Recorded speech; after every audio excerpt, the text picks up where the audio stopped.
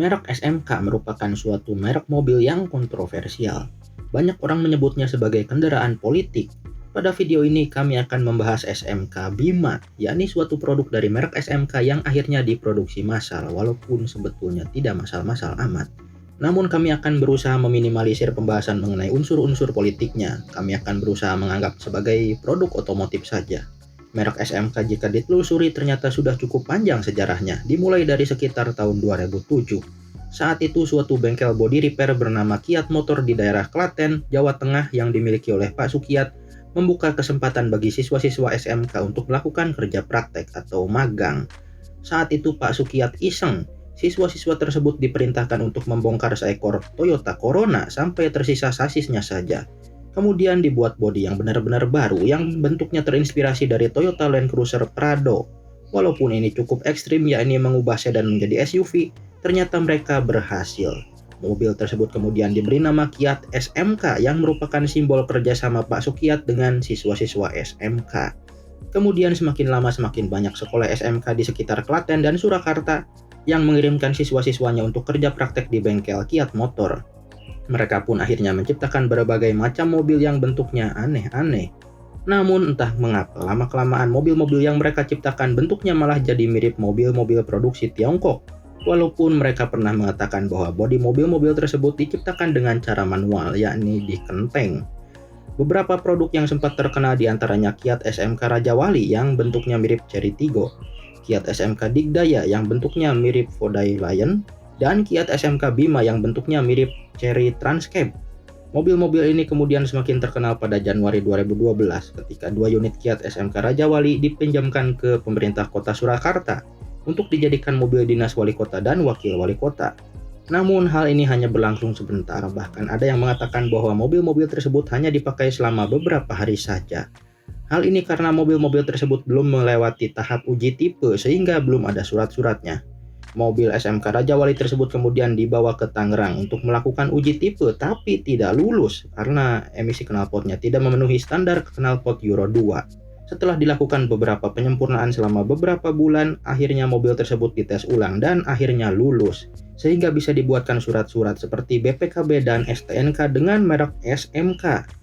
Namun sayang sekali berita bahagia ini tidak terpublikasi dengan baik, sehingga merek SMK kemudian tenggelam selama beberapa tahun, tidak ada kabar sama sekali. Dan kebetulan wali kota Surakarta yang menggunakan SMK Raja Wali sebagai mobil dinasnya itu sudah pindah ke Jakarta, jadi gubernur. Di balik semua itu ada cerita menarik mengenai Pak Sukiat. Beberapa hari sebelum Raja Wali dijadikan mobil dinas wali kota, ada perintah dari pihak Kementerian Pendidikan agar nama mobil Kiat SMK Raja Wali disingkat menjadi SMK Raja Wali saja, kata Kiat dihilangkan. Tentu saja Pak Sukiat kecewa karena hal ini menihilkan peranan dirinya dan bengkel Kiat Motor dalam pengembangan mobil tersebut. Karena kecewa, Pak Sukiat akhirnya tidak mau terlibat banyak dalam pengembangan mobil SMK lebih lanjut. Termasuk ketika mobil tersebut dibawa ke Tangerang pun dia tidak ikut. Pak Sukiat kemudian beralih mengembangkan kendaraan serbaguna sederhana untuk digunakan di pedesaan, yang awalnya dinamakan Kiat Mahesa. Namun kemudian namanya berubah menjadi AMDES, singkatan dari Alat Mekanis Multiguna Pedesaan. Agar bisa diproduksi massal, Pak Sukiat kemudian bekerja sama dengan grup Astra mendirikan perusahaan bernama PT Kiat Mahesa Wintor Indonesia, disingkat KMWI.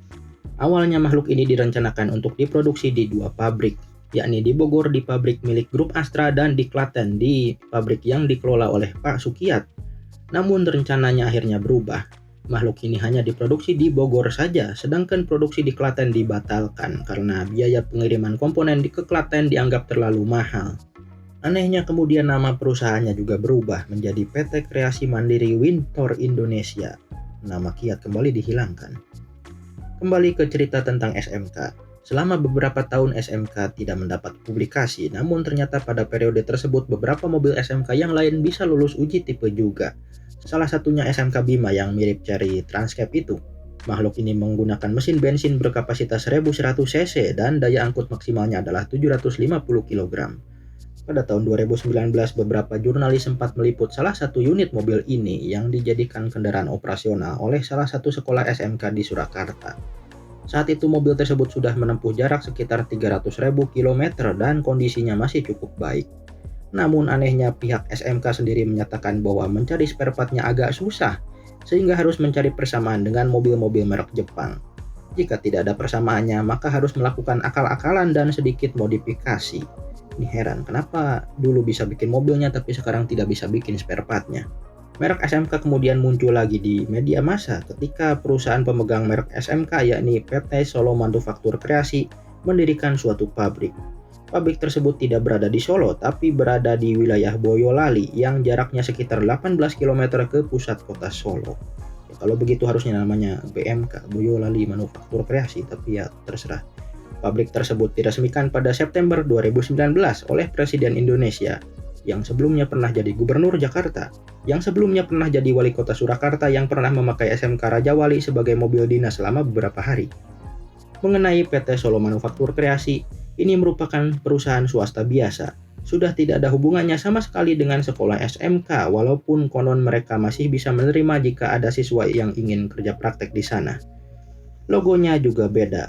Kalau zaman dulu logonya seperti ini, sekarang jadi seperti ini.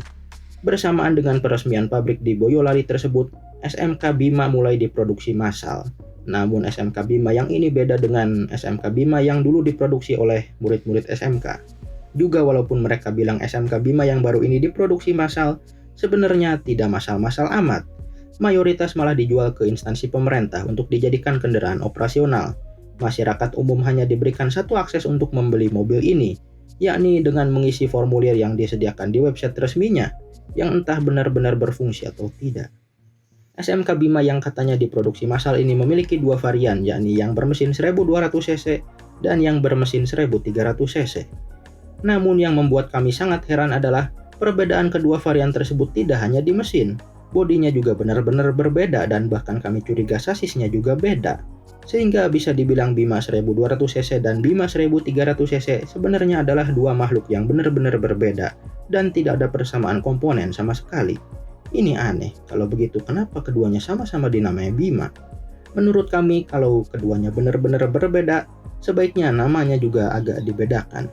Misalnya jika yang satu namanya Bima, mungkin yang satunya dinamai Bemo. Jangan, Bemo sudah dipakai Daihatsu. Mungkin jika yang satu Bima, yang satunya lagi namanya Bimo. Nah, ini mungkin lebih baik daripada dua-duanya dinamai Bima, bikin bingung orang lain. Tapi ya sudah, terserah. Nah, sekarang kita bahas satu persatu. Untuk yang 1300 cc tampilannya macam ini, menggunakan bentuk dasar semi bonet, ada moncongnya tapi pendek. Karena di moncong itu hanya ada radiator, master rem, dan wadah air kecerutan, sedangkan mesinnya berada di kolong kabin. Jika diperhatikan, bentuk kabin depan mobil ini cukup gemuk. Bentuk grillnya macam itu, agak mengingatkan kami ke moncong salah satu binatang yang haram untuk dimakan. Yang spesial di bagian depan mobil ini adalah lampunya, sudah menggunakan proyektor untuk lampu dekatnya. Ini sangat canggih untuk standar mobil barang, karena bahkan mobil penumpang pun belum semuanya menggunakan lampu macam ini. Kemudian bumper depannya dicat warna body, ini juga cukup spesial karena mayoritas mobil barang zaman sekarang bumper depannya berwarna hitam dop. Dan kespesialan lain adalah makhluk ini ada fog lamp-nya. Sepertinya ini satu-satunya mobil pickup single cabin di Indonesia yang pakai fog lamp. Di bagian samping, kami menemukan beberapa keanehan. Yang pertama adalah antena radionya. Kenapa ada di pilar A sebelah kiri? Padahal umumnya letak antena radio disesuaikan dengan posisi supirnya.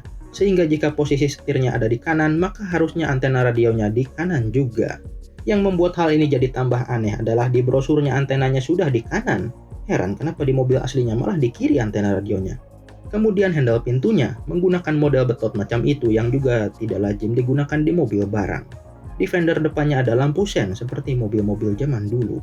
Ukuran bannya juga aneh, yakni 175/65R14. Rasio 65 menurut kami terlalu tipis untuk mobil barang. Biasanya mobil-mobil pickup menggunakan rasio 80. Dengan rasio 65 macam ini, bannya jadi terlihat aneh, kurang proporsional. Kemudian spionnya ini juga bagus, walaupun masih manual tapi bentuknya benar-benar proper, tidak seperti spion mobil barang pada umumnya yang bentuknya benar-benar ala kadarnya. Lampu belakangnya juga cenderung bagus bentuknya untuk standar mobil barang, dan bahkan di klaster lampu belakang ini ada fog lamp belakang. Ini sangat mengherankan, jangankan di mobil barang, untuk mobil-mobil penumpang pun di Indonesia sangat sedikit yang pakai fog lamp belakang. Di samping lampu-lampu belakangnya itu ada lubang semacam tempat pijakan untuk naik ke baknya, satu di sisi kiri dan satu di sisi kanan. Namun yang paling spesial dari bodi mobil ini adalah baknya. Memang hanya ada satu pilihan bak, yakni bak three-way yang bisa dibuka dari ketiga sisinya, dengan lantai bak yang datar tanpa jendolan roda. Di bagian dinding baknya memiliki motif garis macam itu yang mengingatkan kami ke bak Toyota Kijang generasi pertama. Tapi ini ukuran baknya panjang sekali, yakni 297 cm. Apabila dikalikan dengan lebarnya yakni 174 cm, didapat luas bak yang hampir 5,2 meter persegi. Ini bahkan lebih luas daripada mobil-mobil pick-up lain yang selama ini dianggap memiliki bak paling luas, seperti Isuzu Traga, Kia K2700, Tata Xenon, dan Mahindra Bolero. Apalagi kalau dikalikan lagi dengan kedalaman baknya yakni 47 cm, akan didapatkan volume bak yang jauh lebih besar daripada pesaing-pesaingnya itu.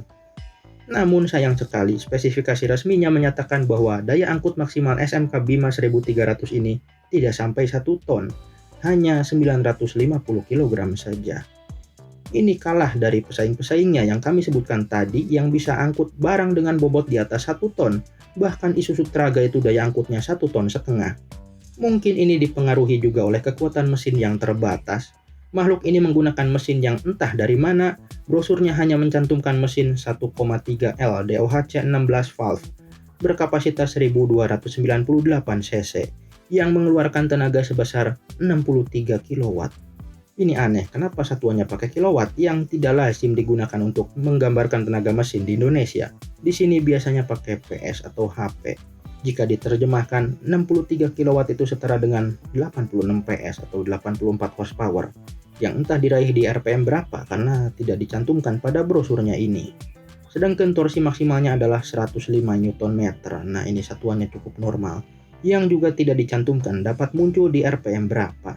Apabila kita bandingkan dengan sesama mobil pickup bermesin 1300 cc yakni Daihatsu Grand Max, tenaga dan torsi ini lebih kecil.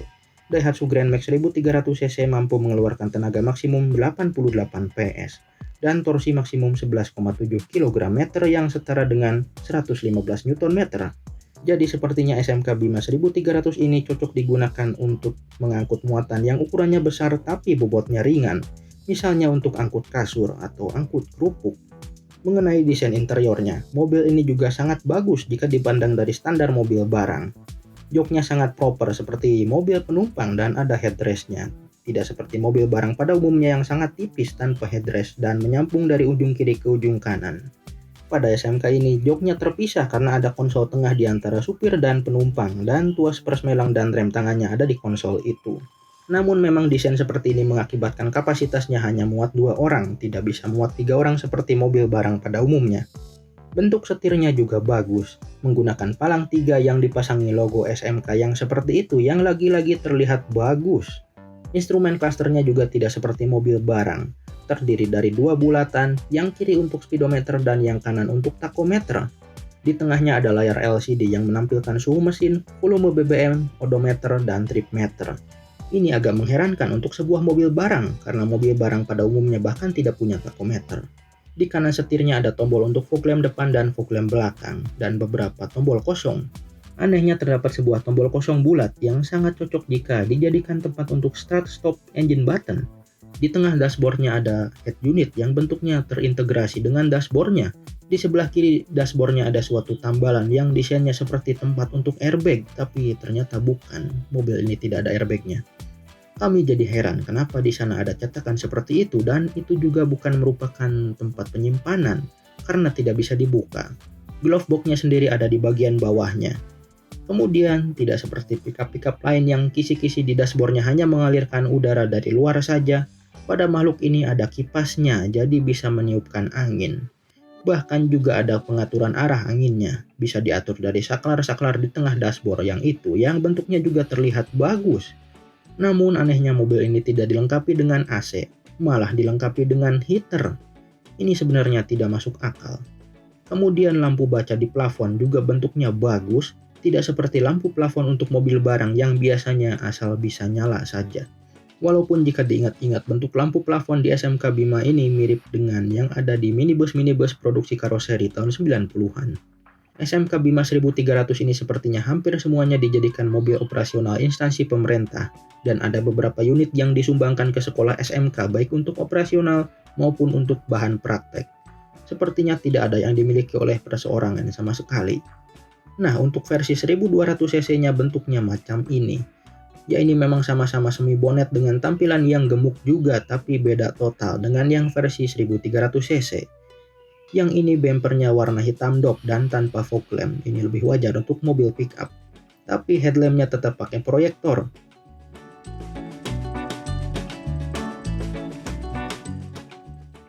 Bentuk grillnya lebih sederhana, yakni garis-garis horizontal saja, walaupun garis-garis itu dibuat agak melintir. Pada versi 1200 cc ini tidak ada lampu sen di fender depan. Ukuran bannya sama dengan yang 1300, yakni 175/65R14. Juga sama-sama menggunakan handle pintu model betot dan spion yang proper, tapi bentuknya berbeda dengan yang 1300 cc. Heran kenapa tidak disamakan saja agar proses produksinya lebih sederhana. Antena radionya juga ada di sebelah kiri, tapi yang ini cocok dengan brosurnya, karena di brosur juga antenanya ada di kiri. Lampu belakangnya juga benar-benar berbeda bentuknya, dan yang 1200 cc ini tidak ada fog lamp belakangnya. Pijakan untuk naik ke baknya itu hanya ada satu, yakni di sisi kanan saja. Ini menyebabkan posisi plat nomornya tidak pas di tengah, tapi agak geser ke kiri. Desain baknya sama dengan yang 1300 cc, tapi yang ini ukurannya lebih pendek, yakni 275 cm saja. Tapi itu pun sudah sangat panjang dibandingkan dengan mobil-mobil pickup yang lain. Sehingga lagi-lagi ini menjadi yang terluas apabila dibandingkan dengan Daihatsu Grand Max, Suzuki New Carry, Mitsubishi Colt L300, Tata Super S, dan DFSK Super Cab. Juga apabila dihitung luasnya, tetap menang telak daripada pickup-pickup lain yang kami sebutkan tadi. Daya angkut maksimal untuk versi 1200 cc ini adalah 950 kg juga, sama persis dengan versi 1300 cc. Mengenai mesinnya, brosur mobil ini menyebutkan bahwa mesinnya adalah 1,2 Li Power i4 DOHC yang berkapasitas 1243 cc dan mengeluarkan tenaga sebesar 72 kW dan torsi sebesar 119 Nm. Mungkin Anda ingat beberapa menit yang lalu kami ceritakan bahwa mesin yang 1300 cc-nya malah hanya mengeluarkan tenaga 63 kW dan torsi 105 Nm saja. Ya, inilah keanehan berikutnya, yakni mesin yang 1200 cc malah lebih besar tenaga dan torsinya daripada yang 1300 cc. Bahkan kami sedikit menduga penulisan data tenaga dan torsi tersebut terbalik. Tapi jika diterjemahkan 72 kW itu setara dengan 98 PS atau 97 horsepower. Di interiornya SMK Bima 1200 cc ini juga sangat berbeda dari yang 1300 cc. Joknya memang sama-sama hanya muat 2 penumpang dan dipisahkan konsol tengah. Tapi yang ini headrestnya menyambung dengan sandaran joknya. Bentuk setirnya juga beda.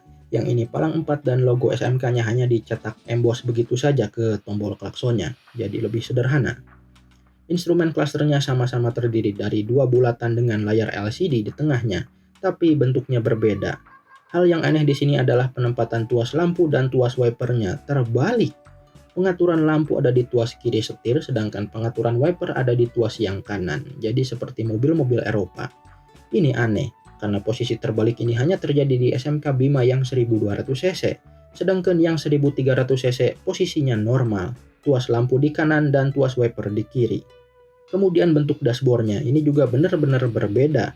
Yang 1200 cc ini cenderung bulat, beda dengan 1300 cc yang bentuknya lebih datar.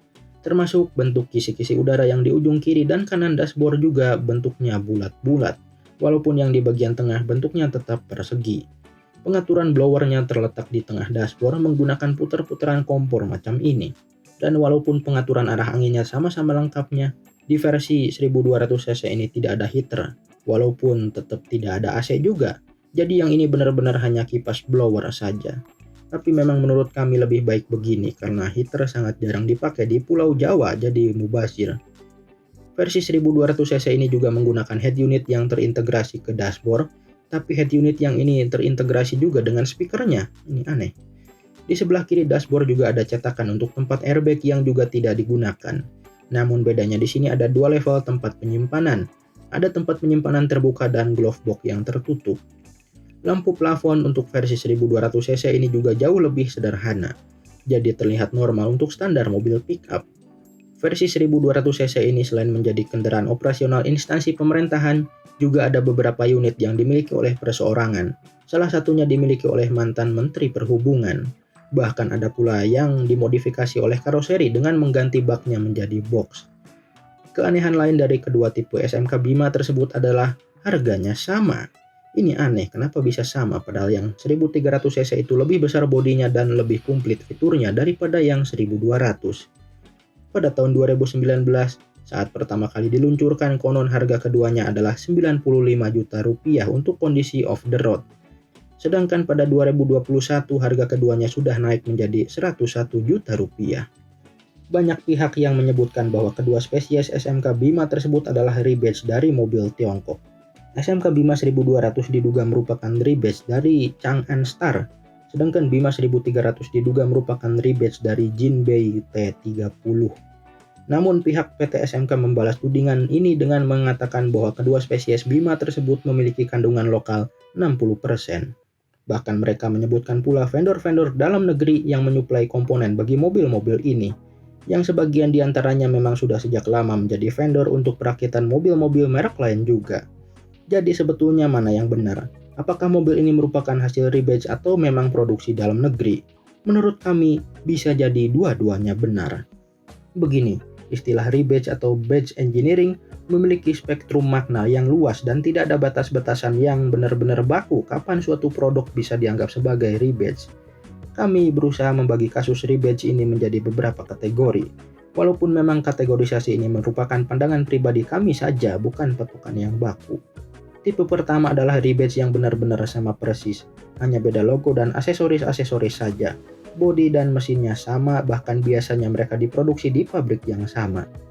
Di Indonesia, rebadge yang seperti ini sering dilakukan oleh Toyota dan Daihatsu, yakni pada Xenia dan Avanza, Terios dan Rush, Ayla dan Agya, Sigra dan Calya, dan Rocky dan Race. Semua makhluk tersebut hanya beda di logo dan kosmetik saja, dan semuanya diproduksi di pabrik Daihatsu, sedangkan Toyota hanya bantu jual saja.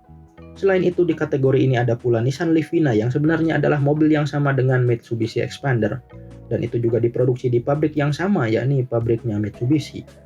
Selain itu, ada pula rebadge Suzuki R3 generasi pertama yang menjadi Mazda VX-1, dan di dunia truk ada Toyota Dina yang sebenarnya merupakan makhluk yang sama dengan Hino Dutro, dan sama-sama diproduksi di pabriknya Hino.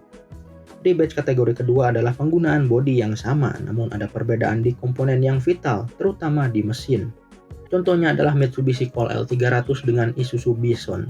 Ya, apabila Anda masih ingat, Isuzu Bison itu menggunakan bodi L300 tapi mesinnya pakai milik Isuzu Panther. Kemudian Suzuki Carry Futura dengan Mitsubishi Colt T120SS. Memang bentuk bodi keduanya masih sangat mirip, tapi Futura menggunakan mesin dari Suzuki dan T120SS menggunakan mesin dari Mitsubishi. Contoh lain adalah antara Suzuki EPV dengan Mitsubishi Maven. Untuk kategori yang ini, biasanya kendaraan yang merebadge sudah dirakit di pabriknya sendiri, tapi ada pula beberapa komponen yang disuplai dari pihak yang di-rebadge. Sebagai contoh, Colt T120SS itu dirakit di pabrik Mitsubishi, tapi sebagian komponen bodinya disuplai oleh Suzuki. Namun ada pula kasus rebadge tipe ini yang keduanya dirakit di pabrik yang sama, misalnya antara Isuzu Panther dan Chevrolet Tavera. Keduanya sama-sama dirakit di pabrik yang bernama PT Gajah Motor, namun dipasang mesin yang berbeda. Rebadge kategori ketiga adalah platform sharing, jadi yang sama hanya platformnya saja, atau dalam bahasa awam, yang sama adalah sasisnya saja. Sedangkan bodinya sudah benar-benar berbeda sehingga nampak sebagai mobil yang tidak ada hubungan sama sekali. Contohnya adalah antara Nissan March, Datsun Go, dan Renault Kwid. Dari luar, ketiga makhluk tersebut tidak ada persamaannya sama sekali, padahal menggunakan platform yang sama. Contoh berikutnya yang lebih mahal adalah Mercedes-Benz X-Class menggunakan platform dari Nissan Navara. Untuk yang produksi dalam negeri, contohnya adalah Pindad Maung yang konon menggunakan sasis dari Toyota Hilux. Untuk produksinya, sama seperti kategori sebelumnya, bisa diproduksi di pabrik masing-masing, bisa juga diproduksi di pabrik yang sama. Kategori keempat adalah lisensi untuk produksi lokal dengan merek lokal. Contohnya adalah Jeep CJ3B yang pernah diproduksi di Jepang dengan merek Mitsubishi dan di India dengan merek Mahindra. Bahkan umur produksinya itu jauh lebih panjang daripada versi yang asli bikinan Jeepnya. Versi yang asli produksi Jeep itu berhenti di produksi tahun 1968, tapi yang produksi Mitsubishi baru berhenti tahun 98, dan yang bikinan Mahindra baru berhenti produksi tahun 2010. Contoh lain adalah Morris Oxford seri 3 yang diproduksi lokal di India sejak 1956 dengan nama Hindustan Ambassador, baru berhenti produksi tahun 2013, sehingga menjadi salah satu mobil yang masa produksinya paling lama di dunia. Dan apabila Anda masih ingat, zaman dulu di Indonesia juga ada yang macam ini, yakni sepeda motor merek Binter yang sebenarnya adalah versi lokal dari Kawasaki.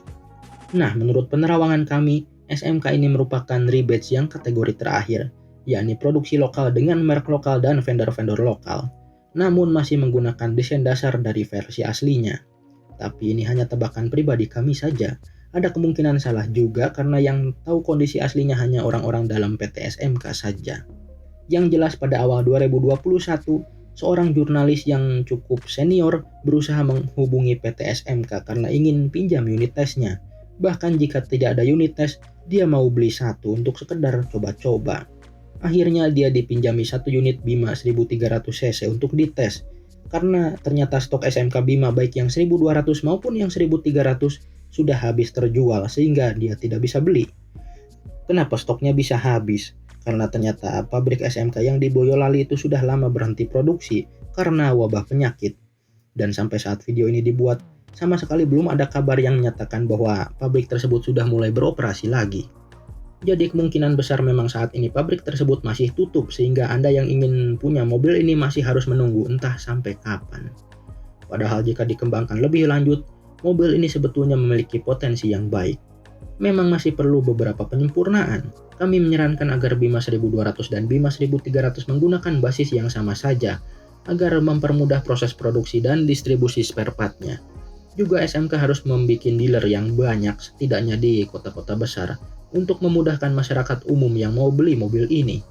Juga sebaiknya fitur-fitur yang tidak terlalu penting sebaiknya dibuang saja, diganti dengan mesin yang kapasitasnya lebih besar dan bertenaga, agar bisa angkut muatan yang lebih berat supaya seimbang dengan kapasitas baknya yang sudah sangat besar.